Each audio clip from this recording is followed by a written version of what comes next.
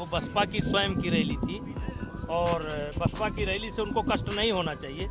पता नहीं क्यों उनको कष्ट हो रहा है। बीजेपी के पूर्व सांसद बृजभूषण शरण सिंह ने अखिलेश यादव पर बड़ा बयान दिया है। उन्होंने कहा कि मायावती की रैली से पता नहीं क्यों अखिलेश यादव को कष्ट हो रहा है। अब बृजभूषण की इसी टिप्पणी के बाद उत्तर प्रदेश में बयानों के जरिए वार पलटवार का सिलसिला तेज हो चुका है। पहले मायावती ने अखिलेश यादव पर भरे मंच से तंज कसा था। फिर अखिलेश यादव ने अपनी प्रेस कॉन्फ्रेंस में उस बयान के जवाब में कहा था कि आकाश आनंद को बीजेपी की ज्यादा जरूरत है। अब इन्हीं सब बयानों पर बृजभूषण ने कहा है कि बसपा की रैली से उन्हें यानी अखिलेश यादव को क्यों कष्ट हो रहा है।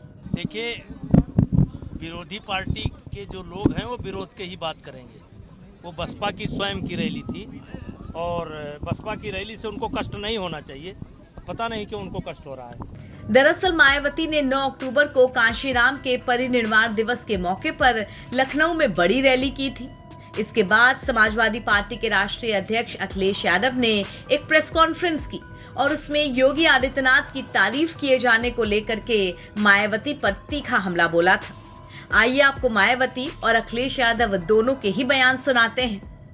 वर्तमान राज्य सरकार की भी बहुत बहुत आभारी है और इसलिए आभारी है क्योंकि इस स्थल को देखने वाले लोगों के टिकटों का इकट्ठा हुआ पैसा पूर्व की रही सपा सरकार की तरह वर्तमान भाजपा की राज्य सरकार ने इसे दबाकर नहीं रखा है। लेकिन दुख की बात यह है कि जब वर्तमान भाजपा की सरकार से पहले यहाँ सपा की सरकार थी तो सपा की सरकार ने उस टिकट के पैसे को दबा कर रखा। एक पैसा खर्च नहीं किया इनके रख रखाव पर और हालत बड़ी जर्जर हो गई थी स्थलों की।